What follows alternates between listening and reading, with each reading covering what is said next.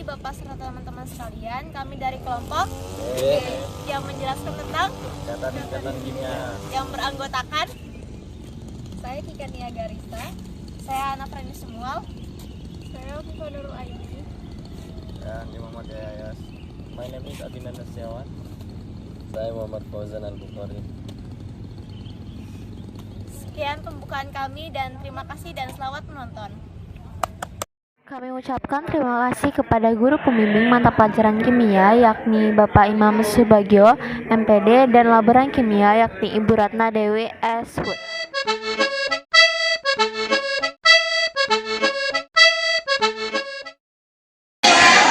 Assalamualaikum warahmatullahi wabarakatuh. Kali ini kami akan melakukan percobaan pertama. Ini ada alat-alatnya. Yang pertama ada gelas plastik, yang kedua air mineral, yang ketiga larutan garam, yang keempat larutan gula, yang kelima larutan cuka, yang keenam ada magnet. Nah, terima kasih.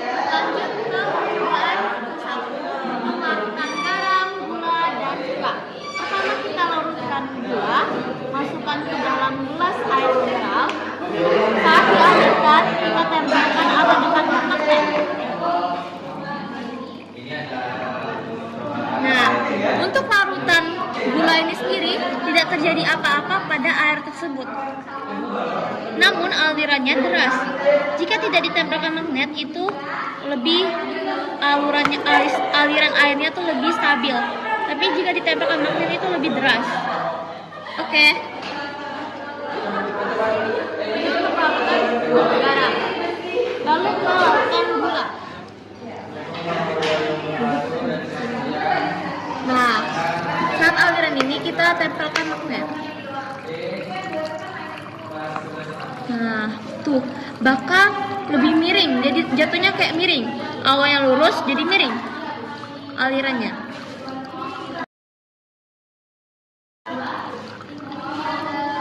Larutan cuka praktik. Untuk botol air mineral yang untuk dialirkan ke airnya itu ke gelasnya itu harus dilubangi tutupnya, lalu tempelkan dan dekatkan air magnetnya. Tidak terjadi apa-apa, namun akan berplastik. Sekian dari percobaan. Assalamualaikum warahmatullahi wabarakatuh. Selamat pagi. Kali ini saya akan mengasih tahu alat dan bahan untuk percobaan kedua. Nama-nama alat tersebut akan dibacakan oleh Fauzan. Yang pertama ada 5 buah gelas air mineral. Yang kedua ada margarin. Yang ketiga deterjen. Yang keempat garam. Yang kelima gula. Yang keenam minyak. Dan terakhir ada sendok. Pertama kita lakukan percobaan kedua. Pertama, isikan masing-masing air mineral gelasnya dengan air.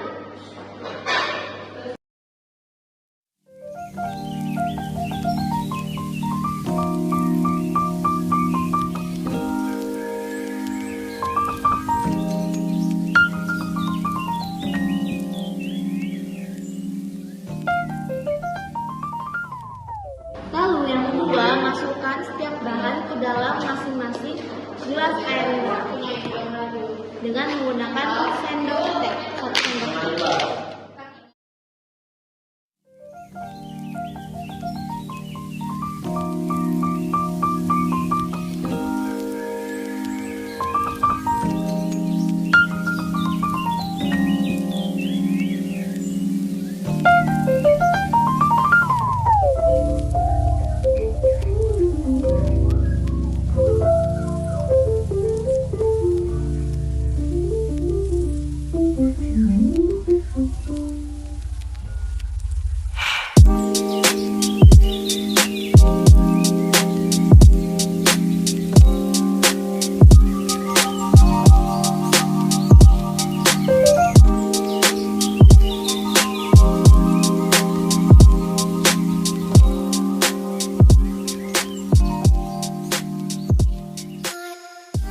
Lalu aduk hingga tercampur.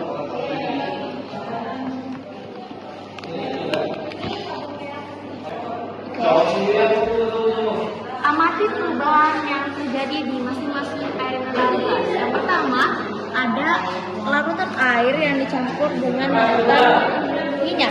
Diketahui tidak tercampur ataupun tidak menyatu. Oke, lalu yang kedua, itu larutan air dicampur dengan deterjen, itu tercampur.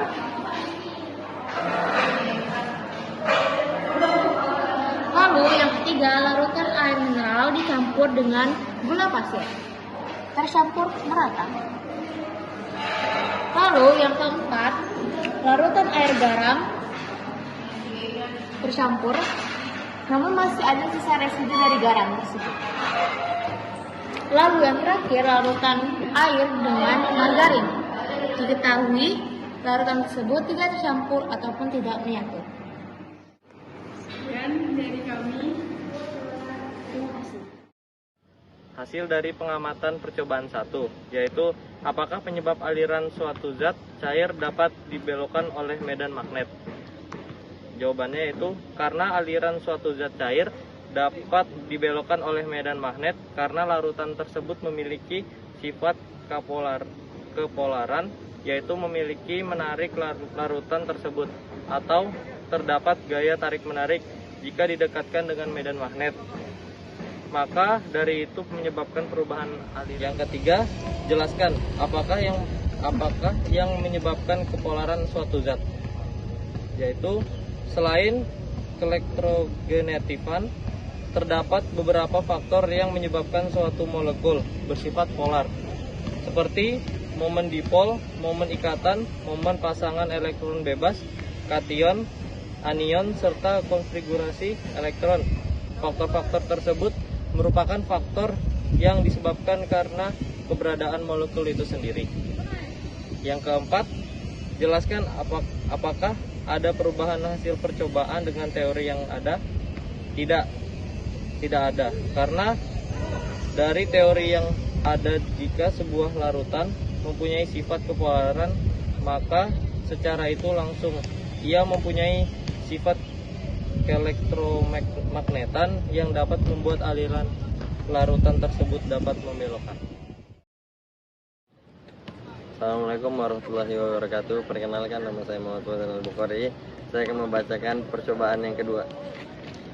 Tujuannya mengetahui kepolaran suatu bahan yang digunakan sehari-hari melalui kelarutannya di dalam air. Dasar teori: senyawa polar adalah senyawa yang terbentuk akibat adanya suatu ikatan antar elektron pada unsur-unsurnya. Hal ini, ikatan antar elektron pada berikatan tersebut mempunyai nilai elektronegatifan yang berbeda.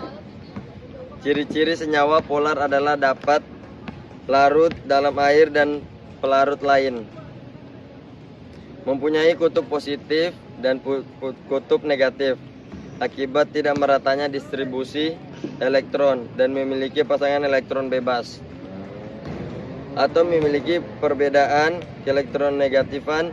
Senyawa nonpolar adalah senyawa yang terbentuk akibat adanya suatu ikatan antar elektron pada unsur-unsur yang berkaitan, mempunyai nilai elektron negativitas yang sama atau hampir sama. Ciri-ciri senyawa nonpolar adalah tidak larut dalam air atau pelarut lain, tidak memiliki kutub ikatan positif dan kutub negatif akibat meratanya distribusi elektron, dan tidak memiliki pasangan elektron bebas atau elektronegatifan yang sama. Cukup sekian semua. Assalamualaikum warahmatullahi wabarakatuh. Assalamualaikum warahmatullahi wabarakatuh. Hari ini saya akan membacakan hasil pengamatan. Yang pertama, nama bahan deterjen, yaitu dapat dilarutkan. Yang kedua, ada garam dapur, sama tetap bisa dilarutkan. Yang ketiga, gula pasir bisa dilarutkan. Yang keempat, minyak goreng itu tidak bisa dilarutkan. Yang kelima, margarin tidak dapat dilarutkan. Pertanyaannya, yang pertama, bahan apa saja yang larut dalam air?